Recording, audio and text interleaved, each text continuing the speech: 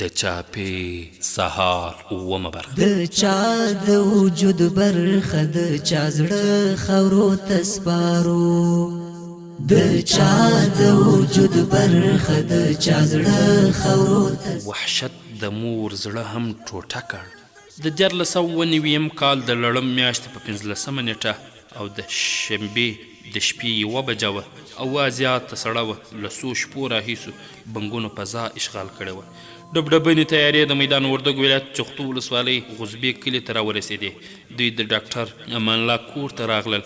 نوموړی چې د کور مشر دی، په دې شپه یې کور کې یوازې مریض زوی نعمت الله پاتې و. نور یې واړه لمسیان وو، هغوی یې ټول یوې کوټې ته راټول کړل او نوموړي د الله جل جلاله سپېڅلی کلام راواخیست. هغه یې تلاوت کولو. چاپمار عسکر بچي کوم کور ته لاړل، هلته به یې د کور ماشومان په شهادت رسول او کور به یې هم ورانولو.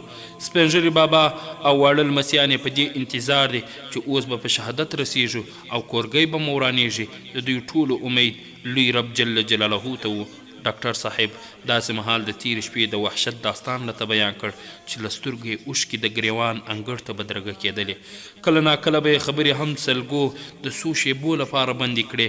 راته ویې ویل ما به د قرآن کریم تلاوت کولو، بیا به مې ماشومان پرې دم کول والوزول شول. ماشومانو چغې شروع کړې چې یوه ناڅاپه عسکر کوټې ته داسې مهال را دننه شو چې د کوټې ور یې هم د لغتې په ګزار سره را خلاص کړ. سم د لاسه زما او نعمت لاسونه تر شا وتړل او د سا خواته یې روان کړو. هلته یې د کوهي په غاړه کېنولو. موږ ویل اوس به مو په شهادت رسوي.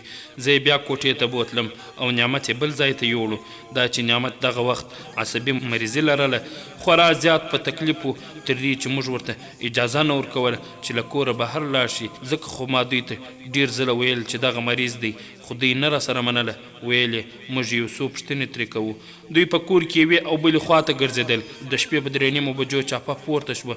موږ دا فکر وکړ چې نعمت یې ځان سره وړی. ډاکټر صاحب ویل زامن مې کابل کې و. هغه ته مې زنګ وکړ، ورته ومې ویل نعمت یې در وړی، تاسې یې پوښتنه وکړئ. هسې نه ویې وهي. خبر نه و چې نعمت جان د نړۍ بشر دوستانو په شهادت رسولی. شهید نعمت کورواله ځان سره سوچ کړی، هسې نه وي نعمت دلته دوی شهید کړی وي. په همدې تکل زنانه او سپین ږیري ډاکټر صاحب د باندې راوتلي. د کور مخ باغ کې یو او بل طرف لټون کوي. اخر دوی کور ته راغلل.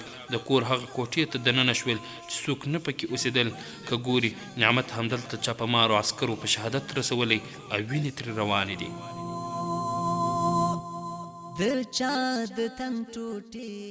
ته یادونې وړ ده چې د شهید نعمت کشر ورور ذبیح الله جان 3 میاشتې مخکې د ضیاء العلوم مدرسه باندې چاپه کې په شهادت رسېدلی و چې مورکۍ یې ورپسې زړه چاودې شوې وه.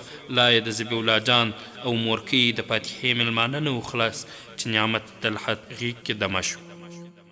او بیا په سهار په لمر د یاد کلي بل طرف بیا وحشي عسکرو د الله جل جلاله سپېڅلی کور مسجد بمبار کړ او په یاد مسجد کې په لسګونه ټوکه د الله جل جلاله سپېڅلی کلام نسخې هم د بارودو په اور لوله پکړې. د یرغلګرو دا یوازینی جنایت نه دی، بلکې په لسګونه مسجدونه یې د هېواد په لر او بر کې د شپنیو عملیات پر مهال ټوټه ټوټه او په کنډوالو بدل کړل. د یاد مسجد په څنګ کې د فرید د حاجي خلیل احمد زوی هم په خورا وحشت سره په شهادت ورسولو چې غوښې یې د یاد مسجد په دیوالونو نښتې وې. درنو او قدرمنو اورېدونکو، یرغلګرو دلته خورا ګڼ وحشتونه ترسره کړل. دوی له ټولو بشري اصولو خلاف دلته ماشومان، ښځې او مریضان هم په شهادت ورسول. زموږ راتلونکي نسلونه باید د غربیانو دغه وحشونه ولولي او واوري او د دوی توره صحرا په خپله حافظه کې ثبت کړي.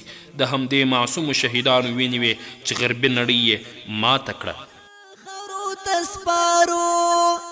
د چا د وجود برخه د چا زړه خاورو ته سپارو. یو ګل د شهادت په خوب وي د خاورو ته سپارو.